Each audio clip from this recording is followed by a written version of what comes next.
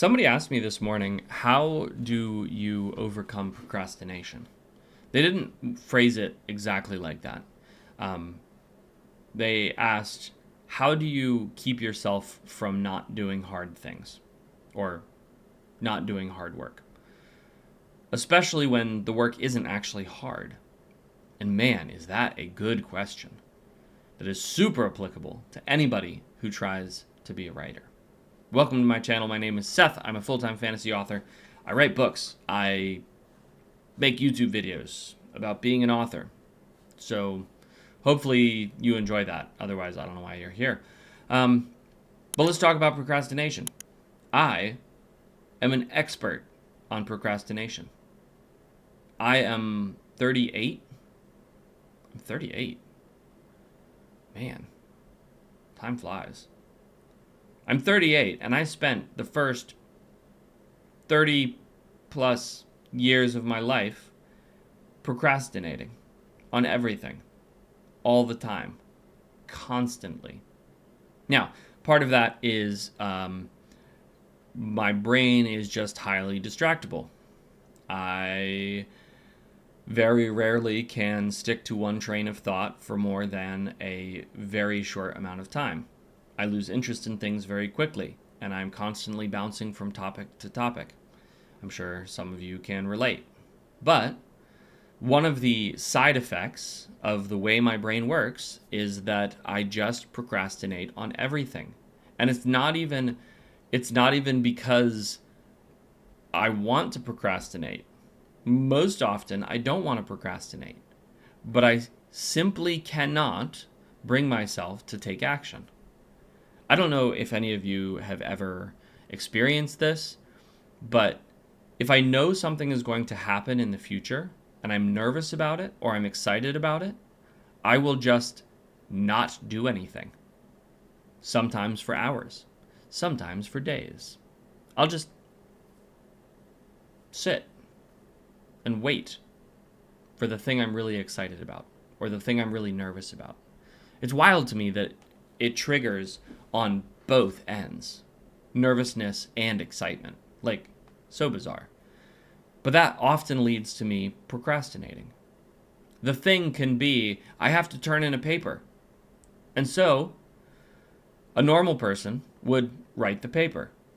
And Seth just doesn't. Because I'm so busy thinking about turning the paper in that I can't actually do the work. Man, it has taken me so many years to work through this problem, to work through this challenge, and to come out the other side understanding how to turn it into a strength, which I'm pleased to report I have been able to do. This might not be common knowledge, but procrastination is a superpower.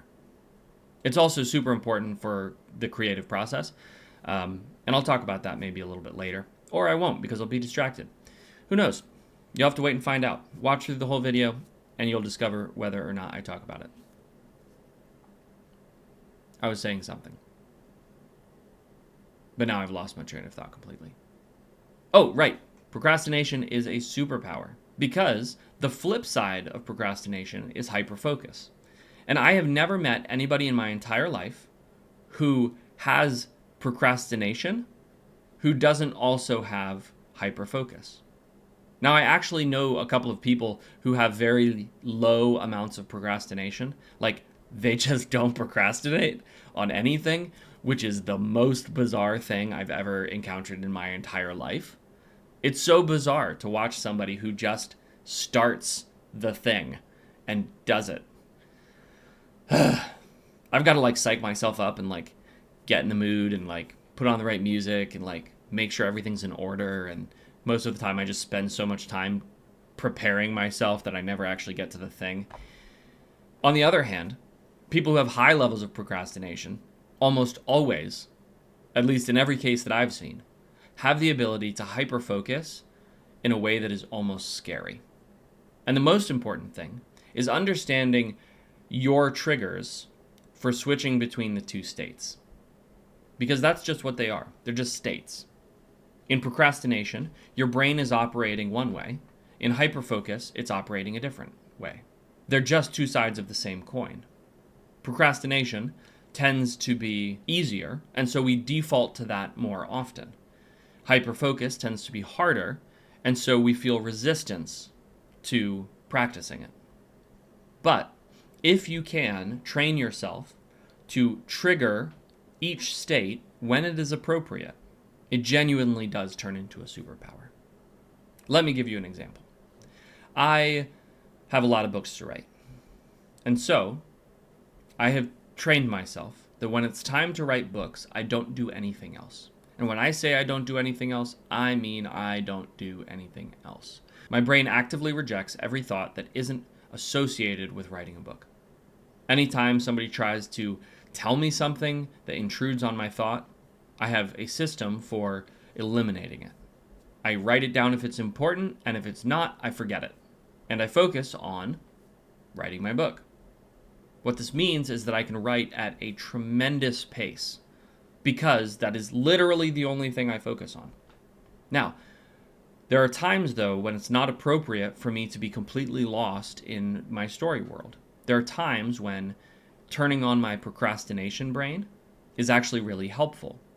I think often we look at our states of being as either good or bad, as an ally or an enemy. But the reality is, they're just states of being. That resistance you feel when you look at a hard task, that's just a state of being. It's not the enemy. In fact, your procrastination is trying to tell you something super important. It's trying to tell you, we don't know what we're doing.